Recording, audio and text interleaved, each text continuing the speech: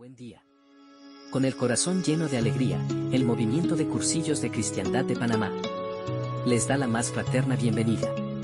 Hoy nos encontramos como hermanos, llamados por Cristo, para renovar nuestra fe, fortalecer la esperanza y vivir el amor en comunidad.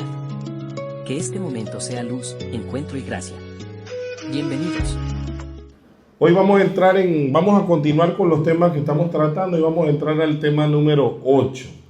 Hay varios caídos por resfriado, dicen, cuídense mucho que el resfriado está dando.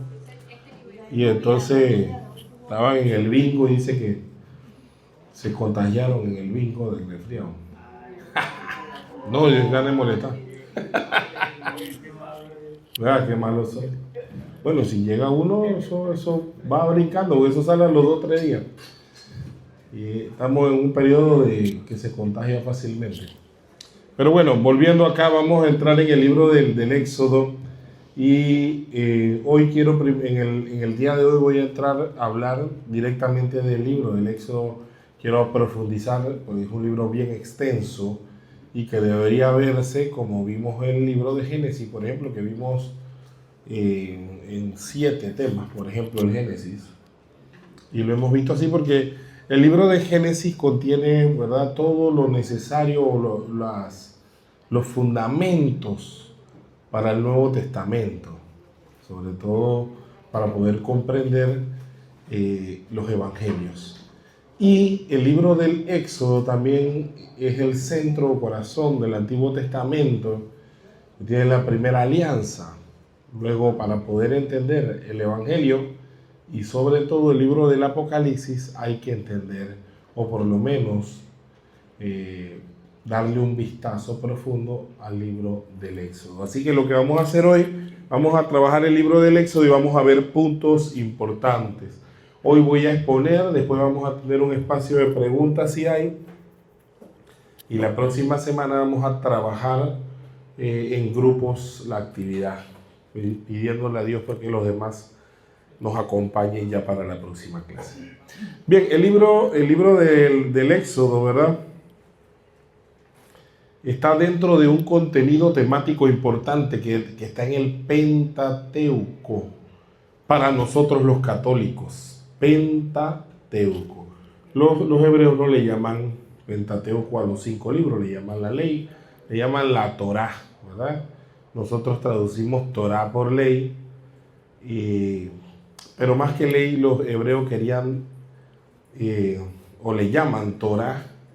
La mejor traducción sería instrucción, porque Dios instruye, Dios no da leyes, ¿verdad? Dios instruye al pueblo, porque al final tú vas a decidir en la libertad que Dios te ha dado si decides servirle y seguirle o si decides hacer tu propio camino, igual que nos mostraba el libro de Génesis, ¿verdad?, con la figura de Adán y Eva.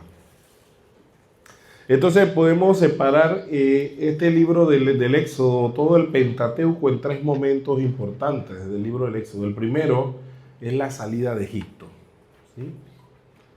El libro del Éxodo va a recoger cómo el pueblo entra, ¿verdad? Así terminamos el libro del Génesis, cómo Israel, sus hijos, entran a Egipto por la carestía que hubo, los 7 años de vacas gordas y luego los 7 años de vacas flacas, que trajo una gran hambruna y que obligó entonces al faraón a colocar a José, ¿verdad?, como administrador, y que gracias a eso vimos todo el desenlace, cómo llegaron sus hermanos y se instalaron también en Egipto. No fueron los únicos.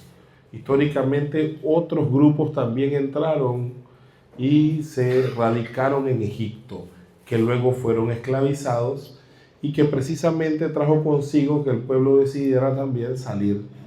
No solo ellos, muchos otros de los pueblos que entraron en ese tiempo decidieron también salir.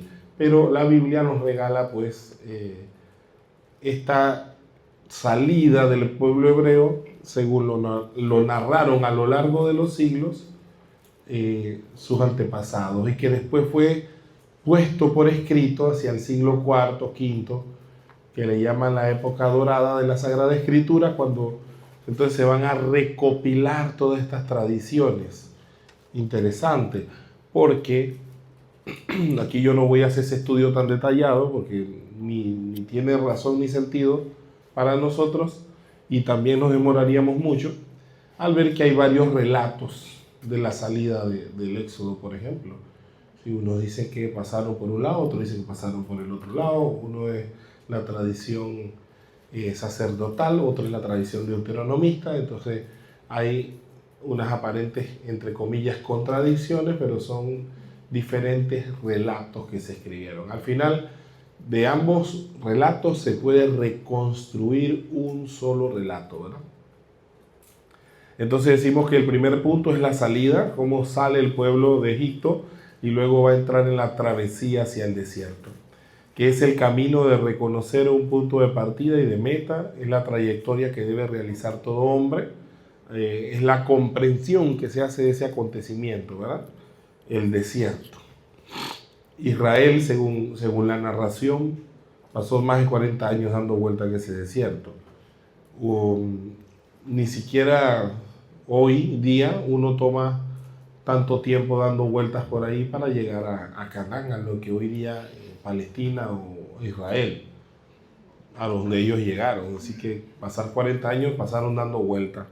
Pero tiene su significación, de verdad, del tiempo que el pueblo pasó, como el número 40 significa para los hebreos un tiempo de preparación, que es importante, ¿verdad? Igual que la cuaresma, no estamos hablando de manera literal, sino de una manera simbólica de un tiempo de preparación.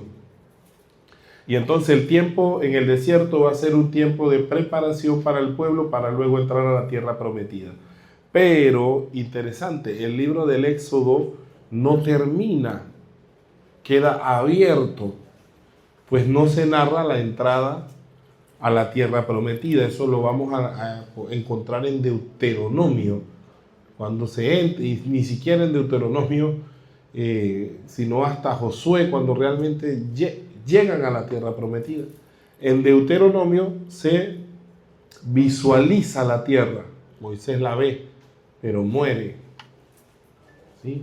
Entonces se dice que sucesor va a ser Josué, y es el que termina de recopilar, según la tradición, el texto, ¿verdad? Pero hoy día sabemos que fue muy difícil de que Moisés escribiera todo ese relato, sino que pasó de generación en generación de manera oral hasta que se puso por escrito y luego se recopila al texto que se tiene hoy día. Entonces vemos que el Éxodo tiene estos tres puntos importantes: salida de Egipto, travesía en el desierto y luego la entrada a la tierra prometida. Los estudiosos del libro del Éxodo lo dividen por lo menos en 6 partes. Algunos lo hacen en menos, ¿sí? Porque dependiendo lo que tú quieras proyectar, entonces así mismo está la división. Por ejemplo, algunos dividen la estancia en 3 partes: la estancia en Israel, luego la travesía en el desierto y luego el pacto en el Sinaí. Pero otros van a decir, bueno, en Éxodo, por lo menos del capítulo 1 al 12, dice, está la historia de Israel en Egipto.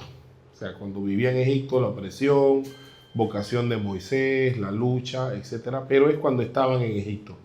Éxodo 12 al 18 narra la peregrinación por el desierto como un camino de purificación. Hasta el capítulo 18 se narra el camino por el desierto. En Éxodo 19 hasta Éxodo 24, 18, entonces, que es la parte central, se trata de la alianza, el pacto. Es ahí donde se entregan los 10 mandamientos. Del capítulo 25 al capítulo 31, entonces hay un sinnúmero de normas y leyes acerca del culto y la institución divina del sacerdocio del Antiguo Testamento. Abro un paréntesis aquí.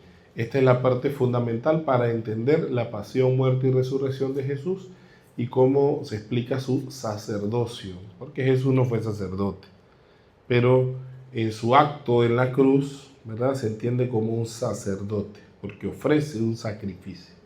Jesús fue un laico como nosotros, ¿verdad?, que vivió toda la vida, no pertenecía a la casta sacerdotal, per se en el templo ni nada de eso, ¿verdad?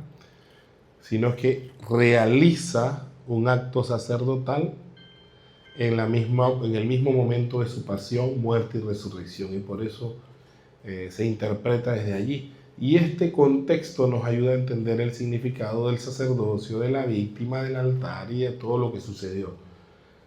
En Éxodo del 32 al 34 se retoma la narración de los hechos durante la alianza en el desierto, como la historia del becerro de oro, ¿verdad? Es decir, que hay como un paréntesis para hablar de normas, y luego en el capítulo 32 se retoma después de la alianza y continúa como cuando Moisés baja y entonces ve a la gente que está celebrando, se hicieron un dios a su manera, como los demás dioses que eran una imagen, y entonces Moisés entra en una santa ira y quebró las tablas de la ley. Por eso es que no hay piedras talladas con los 10 mandamientos escritos con un rayo del cielo, ¿verdad? Entonces, a diferencia del código de Hammurabi, que sí está escrito en una estela de piedra, que hasta el sol de hoy se puede ver en el Museo de Francia, que sí, está, tal como lo dijo Hammurabi, que su Dios le había dado esa estela de piedra y había escrito esas leyes ahí está. Sí hay un dato histórico, ¿verdad? Los 10 mandamientos sí los quebraron, dice, entonces no, por eso no los tenemos. Se escribieron luego un pergamino, se pusieron también dentro del Arca de la Alianza, y el Arca de la Alianza se perdió. Puede ser que se encuentre ahí, porque creo que en la película de Indiana Jones la habían encontrado, pero no sé qué pasó con ella. Ojalá la encuentren porque necesitamos verla. Éxodo 35 al capítulo 40 describe la ejecución de las órdenes divinas que están en los capítulos 25 y 31. Como ven, el libro termina, ¿sí?, esperando la segunda parte. Y de hecho, por eso yo les decía a ustedes que el Pentateuco para algunos no es Pentateuco, sino Hexateuco, porque dicen que la historia se cierra con la entrada del pueblo a la tierra prometida, y eso sucede en Josué. Y asociaban algunos a Josué con los 5 libros para poder tener la historia completa. Pero después de Josué también se amplía. Y hoy día lo que se ha optado por entender desde el catolicismo es la llamada historia deuteronomista, que va a terminar hasta leer los libros de Reyes, ¿sí? Y otra colección que le llaman la historia cronista, que bueno, con los libros de Crónicas, Esdras, Nehemías y Macabeos forman el otro bloque, ¿sí? Para que tengamos como que una idea global, que es lo que han querido transmitir los teólogos. Para los hebreos sigue siendo la Torá, los 5 primeros libros, y ahí basta, como una colección escrita por Moisés. Y el Tanakh, que he formado, como decíamos en las clases anteriores, que el Tanakh es lo que puede entenderse como el Antiguo Testamento nuestro, ¿verdad?, que contiene ya los libros históricos y proféticos. Bien, vamos al contenido teológico y espiritual del Éxodo. En el fondo, lo que el libro está tratando con la historia que está narrando es demostrar puntos fundamentales de quién es Dios y quiénes somos nosotros, ¿verdad?, en el sentido del pueblo de Israel. Eso es lo que busca el escritor sagrado o el grupo de escritores sagrados, los deuteronomistas y los sacerdotales, que son las 2 últimas fuentes que más tienen de estos relatos. Lo que están tratando es de poder, en medio de esto, con un lenguaje bastante simbólico, ¿sí?, con un estilo así tipo epopeya, como en ese tiempo se escribía la historia de los dioses y gladiadores. También utiliza un estilo de para narrar las historias, ¿sí?, del pueblo de Israel, porque recuerden que esto es la narración de una persona creyente.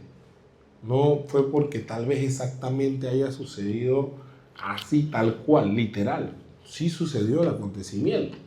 Otra cosa es que le demos tal vez el alargue o el alcance para poder transmitir de manera simbólica lo que el escritor sagrado quiere transmitir a la comunidad cristiana, a la comunidad creyente, en un primer momento. Entonces nosotros decimos que el contenido teológico, es decir, el conocimiento o estudio de Dios, desde el libro de Éxodo nos presenta sobre todo quién es Dios. Es el autor principal, Dios. Su imagen se configura a partir de la revelación de su nombre. Es aquí en este texto donde el Señor da su nombre, pero un nombre que no tiene vocales. Sí, es un tetragrama o el tetragramatón le llaman. Mire, me enreda la lengua. Porque tiene las consonantes Y, H, W, H. ¿Sí? Y luego cuando los masoretas le van dando vocales para que se pueda leer, surge el nombre Yahvé, que de algunos han querido llamarle Jehová utilizando el nombre de Adonai, que de ahí los hermanos separados utilizaron por una traducción que hizo hasta un católico que después hizo protestante, y fíjense ustedes, de ahí empezó a utilizarse el nombre de Jehová, y que hoy día todos los estudiosos serios han coincidido que es una mala interpretación del nombre de Dios, porque ningún judío llama a Dios Jehová, ¿sí? Más le reconoce como Yahweh o Yahvé, ¿sí? Pero no lo dice tampoco. Los hebreos nunca dicen el nombre de Dios, que yo he tenido el atrevimiento de hacerlo por la clase. Ellos le llaman mejor Hashem, que significa el nombre. ¿Sí? El judío piadoso nunca menciona el nombre de Dios, o lo menciona solo hasta la mitad, ya. De ahí, aleluya, porque no se mencionará el nombre de Dios en vano. Nosotros lo sopeteamos, lo tiramos al suelo, lo tiramos, porque tenemos otra cultura, ¿verdad? Que somos un poco irreverentes, pero los hebreos no mencionan el santo nombre de Dios.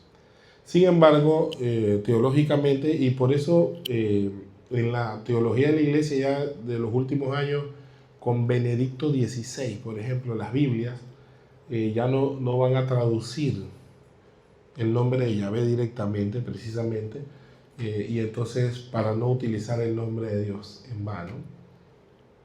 Y algunas vienen ya con el nombre Señor, por ejemplo. El Señor dijo tal cosa, y para no mencionar el nombre. Y otras van a mantener el tetragramatón, YHWH. Sin embargo, aquí se nos presenta que el nombre, fíjense que nosotros queremos darle un nombre, pero a la vez no es un nombre. Porque decir Yahvé es decir el que es, o mejor dicho, el que está. Porque para los hebreos no existe el verbo ser. ¿Sí? Decir yo soy es decir yo estoy, más que ser es estar. ¿Sí? Ya el verbo ser y estar vino después con los griegos y le metieron el soy, el que soy. Pero lo que el nombre quiere decir, yo soy el que está, o el viviente, o el que siempre vive, o el que está entre ustedes. O sea, no hay un nombre que pueda definir el nombre de Dios. Yo siempre cuento que cuando yo estaba joven, yo coordinaba la pastoral juvenil y vivía muchos muchachos. Y me fui al seminario, una de mis vacaciones llegó un muchacho que era de la pastoral juvenil, que le dábamos catequesis, y después llegó encorbatado con un maletín, testigo de Jehová. Y el atrevido me vino a evangelizar. Se vino a desquitar. Y entonces me dice, la pregunta de todos los testigos de Jehová, ¿sabes cuál es el nombre de Dios? Y claro que te van a citar cualquier texto, ya sea del libro del Salmos o el Nuevo Testamento, donde su traducción, muy importante, la traducción, no el texto original, porque nosotros no tenemos textos originales, tenemos unas traducciones al español. Y claro, la traducción al español Reina Valera siempre va a traducir que mi nombre es fulano de tal.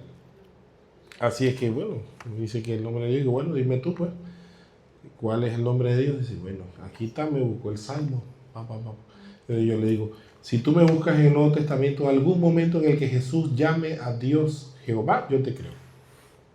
¿Sí? O le llame Yahvé, también le creo. Jesús en ningún momento llama a Dios con un nombre. ¿Ah? Jesús le llama a Dios Padre. El Padre y yo. ¿Sí? Nunca dice el nombre. Más habla de porque Dios, en el Antiguo Testamento y en la visión hebrea, quien pone nombre es el Padre o el Creador. ¿Sí? El que inventó esto le puso micrófono, el que inventó eso le puso computadora. Tiene derecho, lo inventó él. Tiene poder sobre eso. Usted sobre sus hijos lo nombra. El hijo no le pone nombre a usted. Y nosotros que fuimos criados en el tiempo de antes, jamás llamábamos a nuestro papá por el nombre, siempre le llamábamos papá, mamá, ¿verdad? Y se veía como un irrespeto tutearlo, ¡hey, José! ¿Verdad? Pues la misma visión hebrea que hemos recibido nosotros, ¿verdad? Padre, cuando ustedes oren, digan Jehová nuestro, digan Yahvé nuestro, ¿no? Dios, cuando oran, digan Padre. Jesús enseña que hay una relación filial, ¿sí? Dios no es un ser distante ni distinto, es distinto, pero no distante, ¿sí? Ni separado. Dios es un Padre, dice. Pero no da el nombre. No es necesario que el Hijo sepa el nombre, ¿sí? Pero dice, Jesús sí dice, me has dado el nombre. Y luego dice, y ahora yo les doy un nombre. Si todo lo piden en mi nombre, cambió el asunto, ahora es Jesús. Porque Jesús, le dije al muchacho, es el único que dice que ha visto al Padre. Y que el Padre y Él es uno. De hecho, nosotros creemos que quien ha revelado mejor a Dios ha sido Hebreos 1:1, dice, ¿verdad? De muchas maneras habló Dios en la antigüedad a través de los profetas, y ahora que son los últimos tiempos nos ha hablado a través de su Hijo. O sea, la revelación total nos vino a través de su Hijo. Por tanto, si en algún momento Jesús, incluso en las traducciones, en ningún momento Jesús lo llama así, porque no existe en la traducción ese nombre. En el Antiguo Testamento aparece el tetragramatón, pero dice, léase así, dígase Adonai, en la mayoría, o dígase Hashem. Así que el lector nunca va a mencionar el nombre de Dios, porque para el hebreo eso es sagrado. Entonces mencionaban el Señor, de ahí viene el Elohim, que es el Señor, ¿verdad?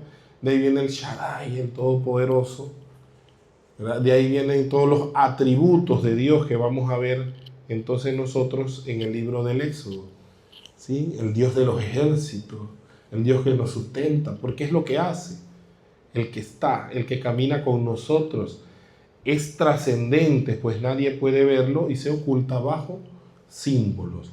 Moisés lo ve en una zarza ardiente, ¿sí? Fuego, ¿sí? El fuego, el misterio del fuego, un fuego que no se extingue, dice que sigue encendido, y de dentro del fuego escucha una voz que le dice, Moshe, Moshe, ¿sí? Quítate las sandalias. Y entonces el hombre se quitó las sandalias, dice el texto, porque había entrado en un lugar sagrado. Dios es sagrado. La visión del escritor es que nosotros podamos entender que Dios es trascendente, más grande que el hombre. Él se quitó, se descalzó. Un judío descalzo es un judío esclavo. Los que están sin zapatos son esclavos. Los que están calzados son hijos, son señores, son parte de la familia. ¿Sí? Por eso el hijo pródigo que viene dice, pronto, tráiganle el anillo, el vestido y cálcenle sandalias, porque no es esclavo, es hijo, es señor, es el señor de la casa. Pero Moisés está delante de alguien que es más grande. Por eso le dice, descálzate. Por eso Juan también va a decir, yo no soy digno de quitarle ni siquiera las sandalias. O sea, no soy ni esclavo de él. Él está por encima de mí, él es Señor. Yo apenas ni esclavo puedo serle. Pero nosotros sí nos creemos señores, ¿verdad? Qué triste, ¿verdad? La realidad. También es Señor del cosmos y lo demuestra a través de las plagas. Fíjense, en la antigüedad se adoraban todos estos elementos que se presentan ahí. La noche, la oscuridad de la noche, se decía que era un dios y que todos los días luchaba con el dios sol. ¿Sí? Que si las ranas, que si las serpientes, que si el agua, ¿sí? Y cualquier clase de plagas, decían, le atribuían poderes divinos. Y en las plagas, lo que Dios presenta a través de Moisés, Moisés tiene el dominio sobre ellas, presentando de que Dios le ha dado ese don, ese poder. Primero come el bastón, hace una serpiente y se come la de las demás. ¿Sí? Es decir, Dios tiene el poder incluso sobre la naturaleza. Por eso el mar se transforma en sangre y vuelve a limpiarse cuando Dios quiera. ¿Sí? Por eso la noche y la oscuridad tienen el poder sobre aquellos que Dios ha querido, o los que no han cumplido lo que Dios dijo, los que no han creído. O sea, Dios tiene poder sobre el cosmos, es decir, los astros no son Dios, el agua no es Dios. Hoy día todavía seguimos cayendo en los mismos errores porque hay gente con esas teorías orientales donde dice que Dios está en todos lados. ¿Sí? Y Dios es todo. Ese árbol que está ahí está Dios, abrázalo, es Dios. Únete. Esa es creación de Dios. Dios es más trascendente que eso. Y si queremos decir que algo es más cercano a Dios, es el que está al lado tuyo. Según la visión cristiana, imagen y semejanza de Dios. En ella está el Espíritu de Dios. Otro punto sumamente importante del Éxodo es que Dios se revela en la historia. Dios se revela en la historia, en tu historia, en mi historia, que el hombre místico, el hombre espiritual, aprende a ver a Dios en su propia historia. Dios no lo vamos a conocer porque yo hable bonito en una predicación o porque haga un cursillo bien chéverón. ¿Verdad? Si ese cursillo no ilumina mi historia para entender que Dios siempre está, como ya, ¿verdad? El que está, siempre ha estado en mi vida. Entonces tú empiezas a ver la presencia de Dios en tu vida. Israel descubrió que el hecho de que ellos llegaran a Egipto y salieran de Egipto era obra de la mano de Dios. ¿Sí? ¿Por qué nosotros nos liberamos de, qué sé yo, de Colombia? Sí, porque había intereses políticos y todos los demás. Pero una persona creyente dijera, por la mano de Dios, porque si Dios no hubiera querido, todavía estuviéramos allá, fuéramos colombianos. Pero como nosotros no somos creyentes, decimos eso fue una estrategia política, ¿no? Y vemos la parte humana. ¿Sí? Israel no ve nada humano. Fíjense que en medio de toda esa guerra, aunque algunos no estén de acuerdo y otros sí lo apoyen, cuando este señor se para a hablar, empieza a decir, nosotros venimos desde el año no sé qué, cuando estábamos en Egipto y todavía hoy seguimos luchando contra los faraones y seguimos... Es su manera de entender la historia suya. Como yo ponerle a decirle a mi mamá que se curó hoy porque se tomó la medicina, ella no me cree. Y dice, Dios me curó, punto. No, pero se tomó la medicina, pero fue Dios el que me curó. Está bien, pues no vamos a pelear eso. Porque es la fe del creyente. El que empieza a ver a Dios en su vida, lo dice, el otro no lo va a entender. El otro va a decir, no, fue por eso. El bingo fue porque hicimos lo más pretty posible nosotros. Y sí, valió todo eso. Pero si Dios no construye la casa, en vano trabajan los albañiles. Al final, la gloria es de Dios. ¿Verdad? Vamos entendiendo eso. Que ha sido Dios el que ha querido que las cosas se den. No, porque yo soy el más inteligente, el más hot. Sí, porque Dios ha querido darte ese don también. Al final, el pueblo va entendiendo que Dios es fiel a su palabra y a su promesa. Lo hizo y lo cumplió. Es distinto al hombre. Por eso va a decir el profeta, mira que yo soy Dios y no hombre, santo en medio de ti. El hombre, ¿verdad? A veces es, si no siempre, infiel a su propia palabra. Si nos grabamos desde hace un par de años atrás, así como hacen con los políticos, sale claramente que en un tiempo decíamos tal cosa y hoy decimos otra. Dios siempre es sí, dice Pablo. Dios no fue un tiempo no y ahora sí, siempre ha sido sí. Fiel a su promesa. De hecho, hay una segunda alianza no porque Dios haya fallado.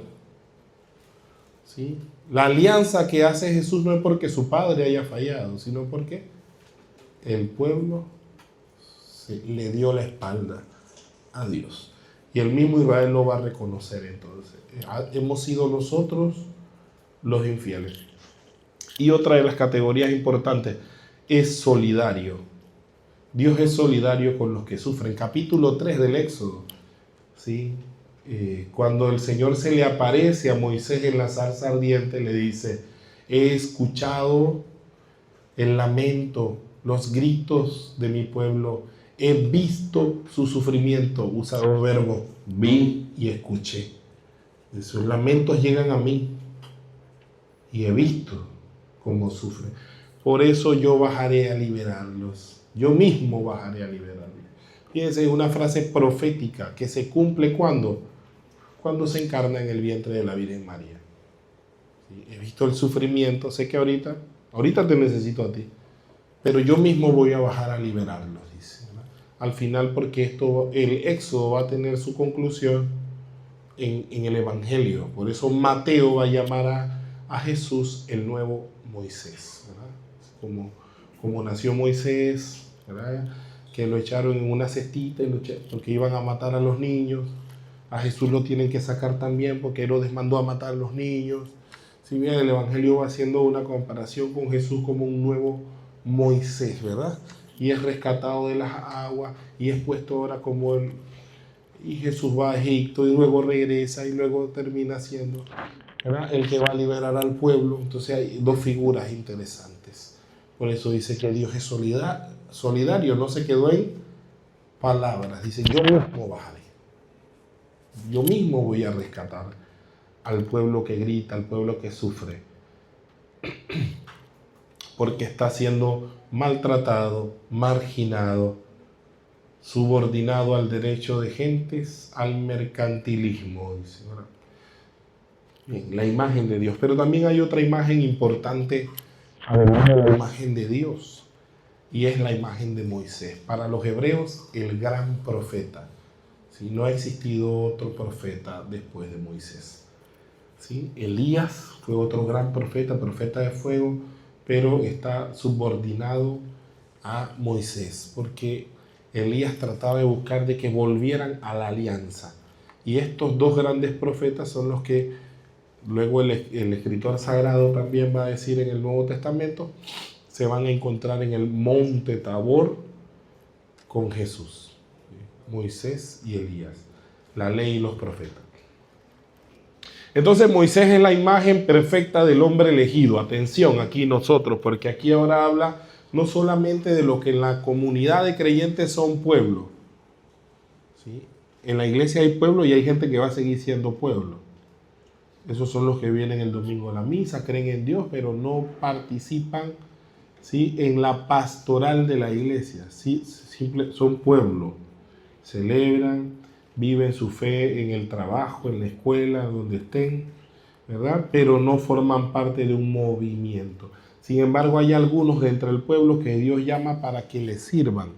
Sacerdotes, ¿verdad?, diáconos, delegados, ministerios, carismas, movimientos, para que den un servicio. Y en este caso, por eso habla de Moisés, como es el perfecto hombre elegido.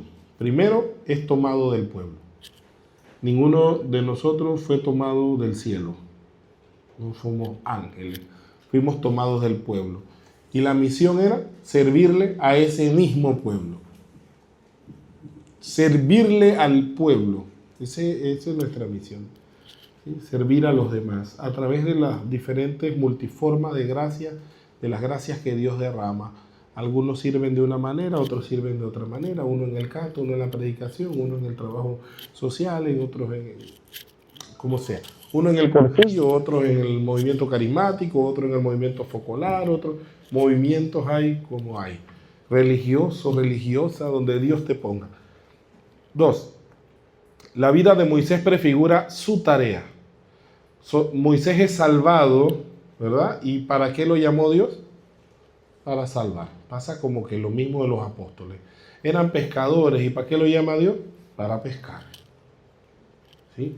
Jesús, ¿qué era? Un tectón, dice. Un constructor, un handyman.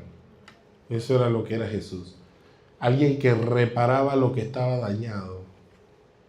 Eso fue lo que hizo Jesús, reconstruir el pacto dañado.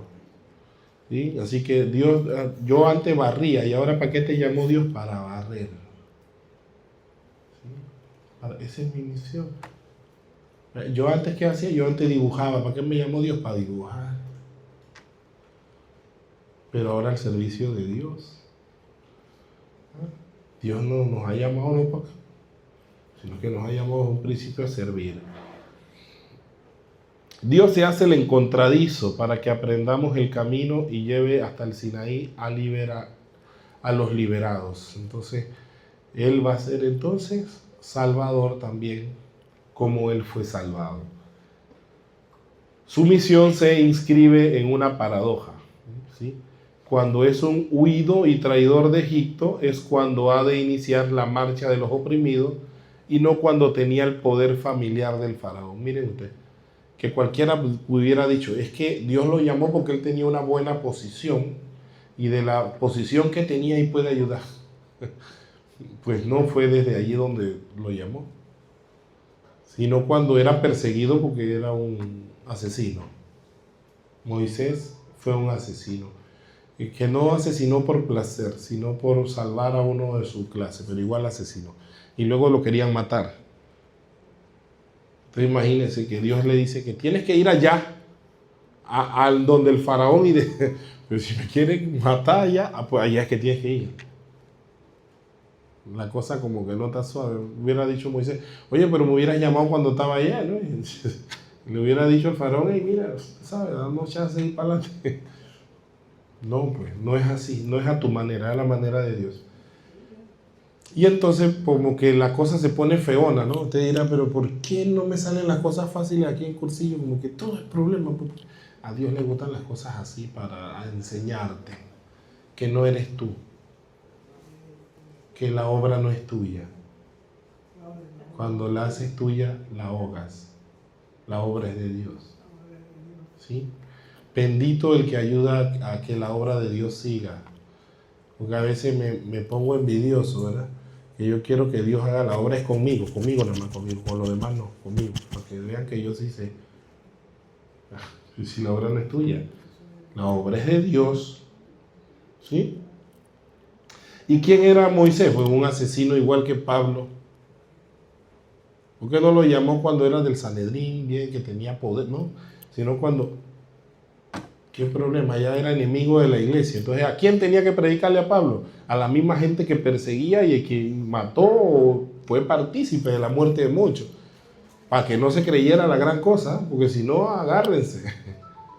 Pablo, que tenía un carácter horrible, ¿sí? tan feo y fuerte como el mío, si hubiera sido santo, ¿verdad? Si yo fuera más santo, nadie me aguantaría. La cosa es que como soy bien pecador, me muerdo la lengua y digo, ¿yo qué voy a hablar si yo estoy peor que ellos? ¿Ah? Entonces Pablo le tocaba decir, coño, quítame este aguijón para que tú veas cómo acabo con todo aquí. Pero Dios le dejó el aguijón en la carne y ver, ¿para qué? Te basta mi gracia. Porque la obra no es tuya, Pablo, la obra es mía. Moisés, a los ojos humanos, era el hombre menos indicado. Era mudo. ¿Va? A veces escuchamos al padre Domingo que él dice, soy gago, ¿verdad? Usted dice, no servía para cura porque no habla bien. Pasó lo mismo con Moisés. Lo peor es que Moisés veía que eso era un impedimento y le dijo, Señor, búscate a alguien mejor, porque yo tengo un amigo que hacía que para coger fuerza, no sé hablar. Usted sabe que predicando uno así. Y el Señor dice, tranquilo, dile a tu hermano que te ayude cuando no puedes hablar. Pero eres tú. No hay impedimento. Pero Moisés era tartamudo y hizo la obra. Ninguno de nosotros aquí es tartamudo. Tenía cuentas pendientes con la justicia. Imagínense usted, egipcio. O sea, no tenía un prontuario. Sí, cualquiera diga, oye, pero es que, mira, este tiene maestrías y no estudió no sé a dónde, trabajó no sé a dónde vaina, porque hay gente que se tira. Habemos. Tengo títulos, Este es un cholito que acaba de llegar. ¿Cómo lo vas a poner a dar rollos si ese cholito no sabe ni hablar? Yo sí puedo. No, parece que tampoco era muy bueno nada a los ojos de los demás. Pero el Señor vio algo. el mandato de Dios es más fuerte y exigente. ¿Saben por qué? Porque Dios, precisamente, a través de eso es que podían entender esto que hace este hombre no es cosa suya. Tiene que ser de Dios, porque mira, tartamudo.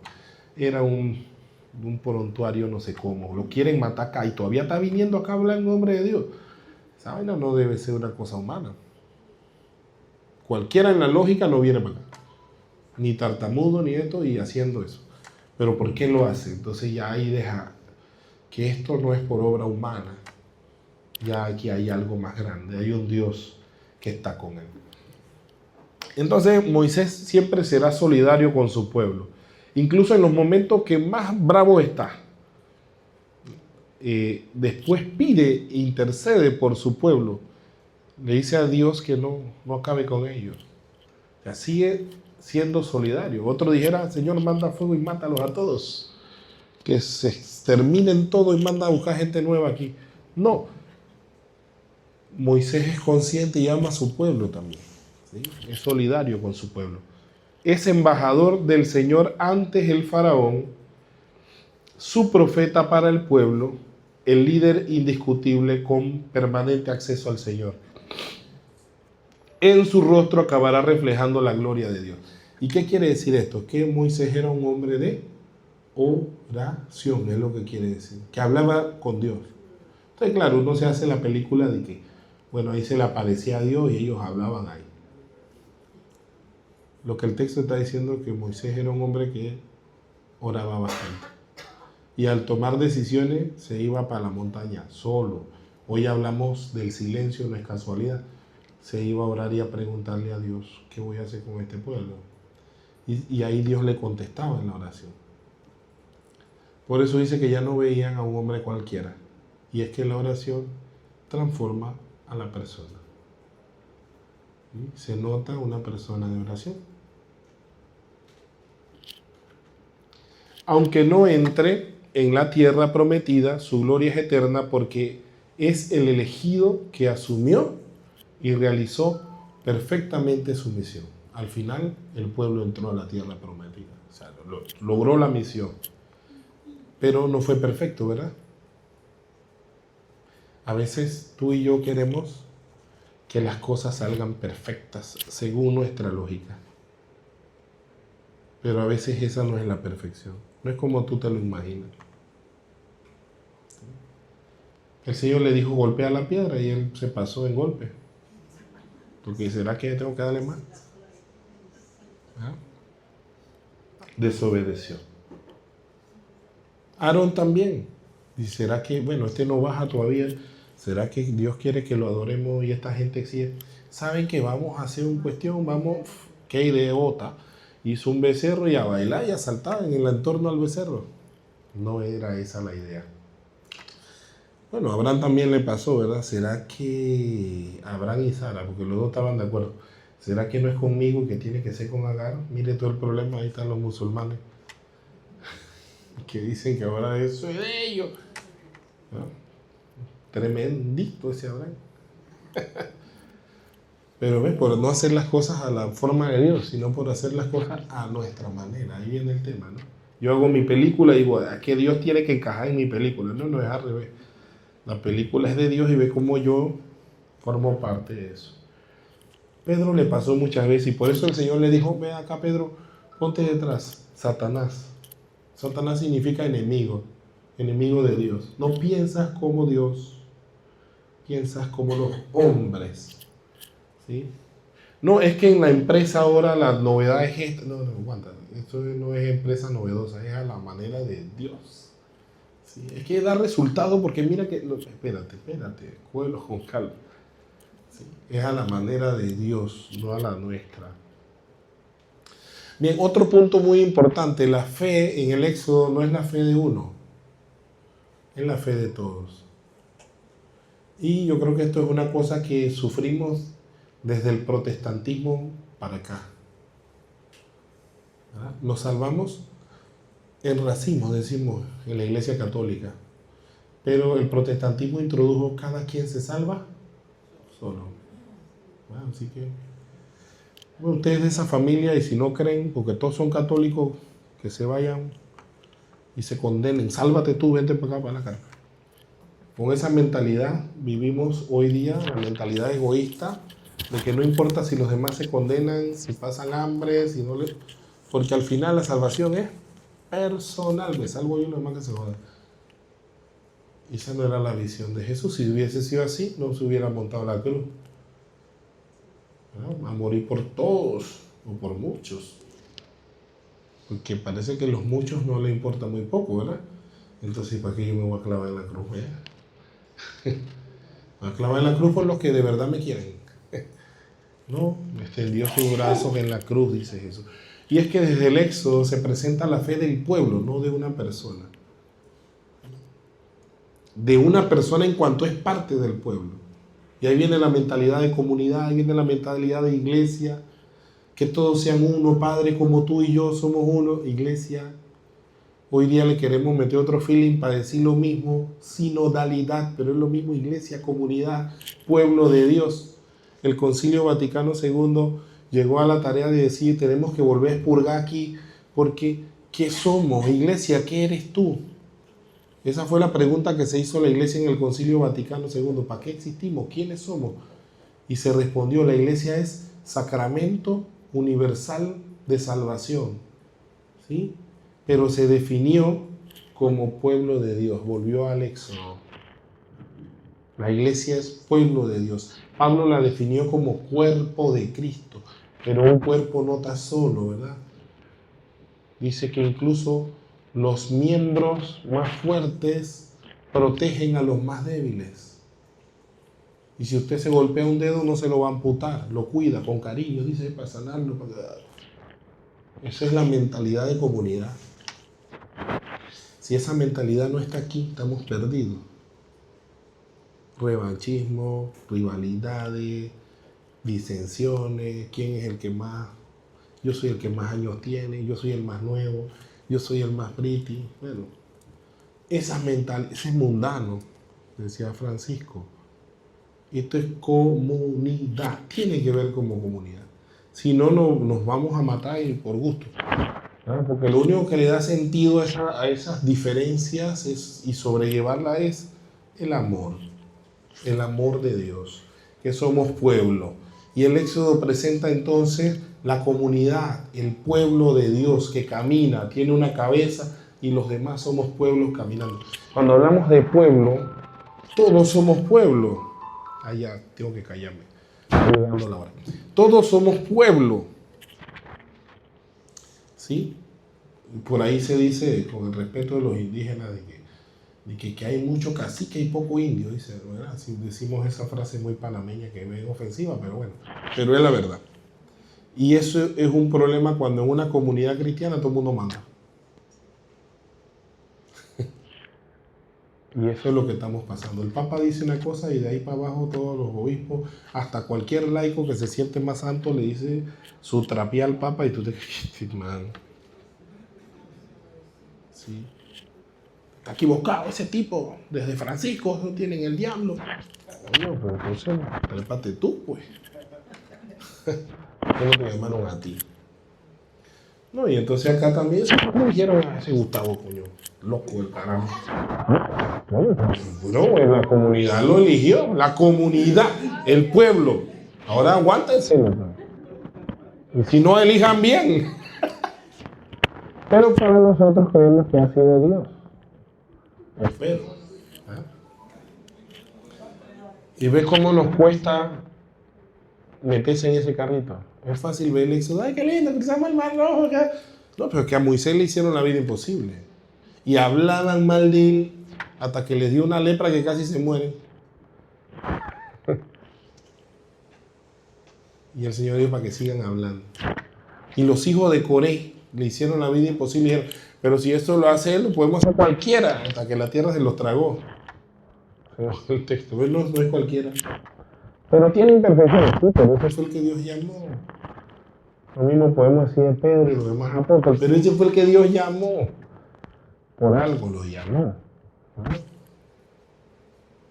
Somos pueblo de Dios. Y yo no voy entendiendo eso. Pasa lo que le pasó a la gente del Éxodo. Muchos no entraron a la tierra prometida porque el desierto fue purificación. Nosotros vivimos en un desierto. Dice la Virgen María en este valle de lágrimas, ¿verdad? Vivimos en un desierto de purificación hasta que no entendamos que somos comunidad, iglesia. Pero eso es que el cristiano que no va a la misa es otra vaina, ¿no? Tampoco. Porque ahí en la misa, ¿qué hace? Se reúne en comunidad.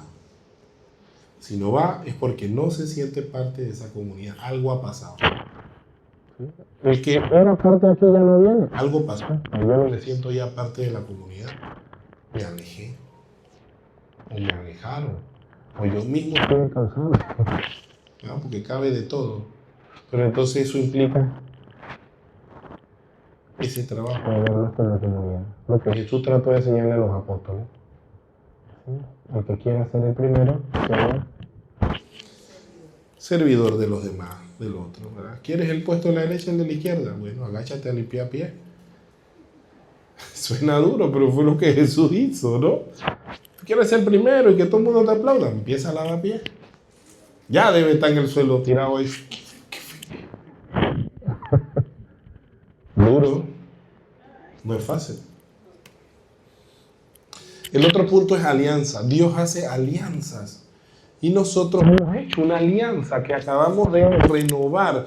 Si no entendemos eso, tampoco entendemos el año litúrgico. ¿Y por qué hemos celebrado la Pascua? La alianza del Sinaí fue la alianza entre Dios y su pueblo. Y ahí el pueblo decidió serle fiel a Dios y vivir los mandamientos, ¿verdad? En la segunda alianza, el Señor Jesús, ¿verdad? Porque los hombres rompieron esos mandamientos, entonces hace una nueva alianza con la iglesia. Ya no es el pueblo antiguo de Israel, ahora es más grande. Ahora es la iglesia de toda raza, lengua, pueblo, nación, hombres, mujeres, todo lo que forman parte de la comunidad. Pero hay una alianza, un pacto. Yo no estoy aquí nada más por chiripón, sino es que yo hice un pacto. En un primer momento mis padres me bañaron con agua, signo del bautismo, y hice el pacto de ser cristiano. Como mis papás de repente no me explicaron bien la cosa porque no sabían, la iglesia entonces en la confirmación sí me lo hizo entender y ahí yo lo entendí cuando fui a mi confirmación. Y ahí yo libremente decidí ser católico, apostólico, romano, hasta el hueso. ¿Sí? Conocer qué es la iglesia, ahí fue donde empecé todo el camino, al igual que ustedes. Hicimos un pacto, el pacto de ser hijos de Dios y vivir como hijos de Dios, que es lo mismo allá, la alianza. ¿Y qué hemos renovado en la Pascua? Por eso te echaron agüita de nuevo, recuerda el bautismo. Y prendiste la vela, recibe la luz de Cristo, ilumina, sigue iluminando, que te toca. ¿Sí? Y el agua recuerda que has nacido a una vida nueva. Tengo empezó una alianza. No somos cualquiera persona. Fíjense que el rito de la Pascua empieza con la pregunta de los niños. ¿Por qué esta noche tanto alaraca? ¿Por qué nos vestimos así diferente? ¿Por qué esta noche nos quedamos despiertos? Toda la noche. Y el padre contesta, porque nosotros somos hijos de Dios, somos distintos. ¿Por qué la gente se va a dormir y nosotros no? Una alianza. ¿Sí? No somos gente, gentiles, somos hijos de Dios. No somos criaturas, decían antes en teología, ¿verdad? Somos hijos de Dios. Somos distintos. Esa alianza tiene actos preparatorios, ¿verdad? Dios quiso saber si los hebreos estaban dispuestos a escuchar el mensaje y si estaban en actitud de pactar con Él. Por eso hacemos Cuaresma, actos preparatorios. Luego se promulga el decálogo. Entonces Dios viene presentado como vivo, personal, santo, remunerador, uno y único. Y en el decálogo están resumidos los principios de la ley natural. Los 3 primeros preceptos regulan la relación con Dios, ¿verdad? Amarás al Señor tu Dios con todo tu corazón, con toda tu alma, con todo tu ser. No dirás el nombre de Dios en vano. Y los sábados vas a darle gloria a Dios. Es día de Shabbat. ¿Sí? ¿Qué significa? Descanso, pero no es de tumbarse, sino de dar gloria a Dios. Eso significa el descanso. Darle gloria a Dios. Nosotros decimos que Dios después del sábado vino el domingo, pues celebramos el domingo, ¿no? Los otros regulan las relaciones. Honra a tu padre y a tu madre, no robes, no mates, no digas mentiras, cosas de la relación entre comunidad para ser pueblo de Dios. Unas están en relación a Dios, fíjense, forma la cruz, otras están en relación a los hermanos, el trato a los hermanos. Luego el establecimiento de la alianza era un pacto, compromiso recíproco de fidelidad.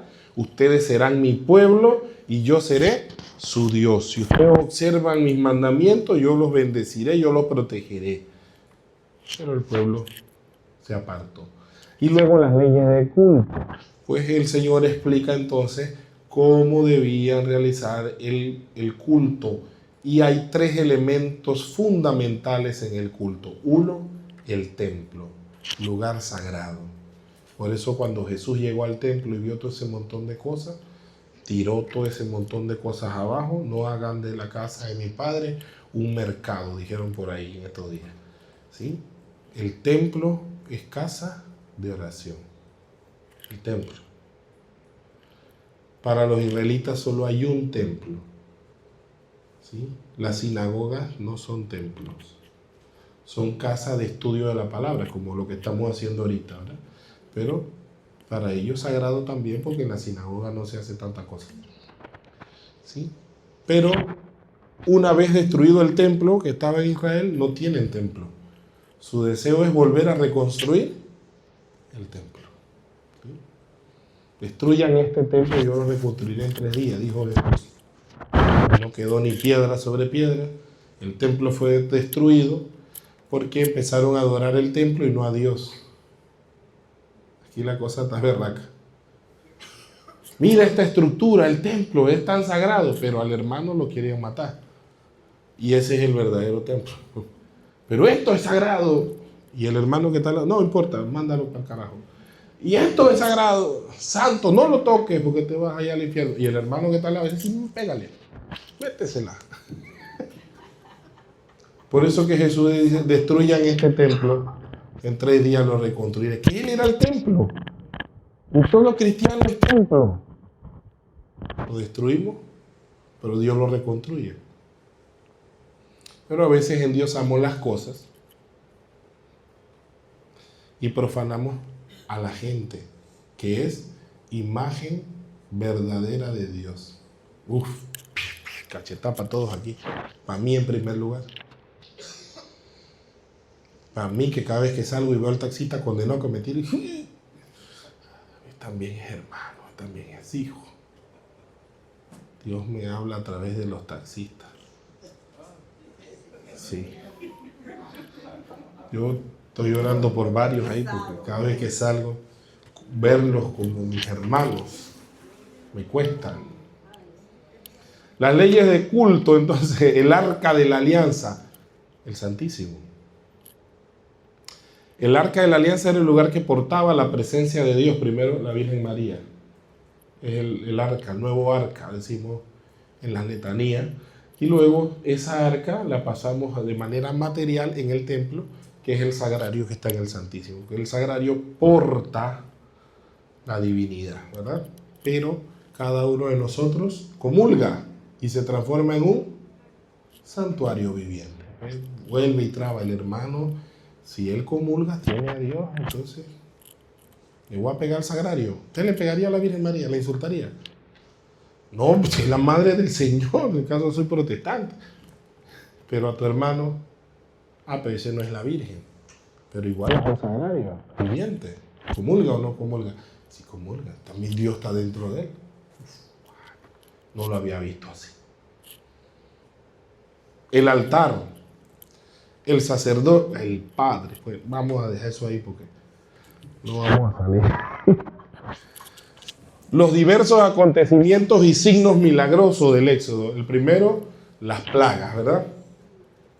La Biblia presenta el episodio de las plagas en forma de epopeya sagrada Pero vuelvo a lo mismo, ¿no? Lo que buscan representar en las plagas es que Dios tiene el poder sobre las cosas naturales.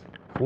Nunca un astro del cielo, ni ninguna potencia, ni sustancia de este mundo será superior a Dios y a su imagen por ahí mismo, ¿no? La dignidad que tiene entonces el hombre en sí mismo, que Dios lo ha hecho hijo. 2. La Pascua. Ya voy terminando con esto. La Pascua fue el paso que dieron los israelitas. La Pascua, Pesach en hebreo significa paso, pasar, cambio de estado, metanoia, conversión, puede ser lo mismo. Tu conversión, tu paso, tu transformación. Cuando dejaste una vida y empezaste otra. Cuando dejaste de ser esclavo y empezaste. Y ese momento tiene un ritual, una fiesta y una celebración y un elenco de participantes porque has renacido a una vida nueva. Cuando hay conversión hay fiesta. Ya Jesús lo va a decir en el Nuevo Testamento que por cada pecador que se convierte hay fiesta en el cielo. Entonces, yo me convierto, debe haber un ritual, un paso. Ese es el bautismo. En el caso de los hebreos, ¿verdad? Era la circuncisión, el signo de Pascua, de cambio. Ahora es propiedad de Dios. Para nosotros, Pascua es bautismo. Por eso, en la vigilia pascual se bautiza. Casi siempre se busca bautizar un niño o varios niños en la vigilia pascual porque es el signo de la resurrección. Renacer a la vida nueva. Me bauticé. Pascua, pasé de una vida a otra, a la vida de Dios.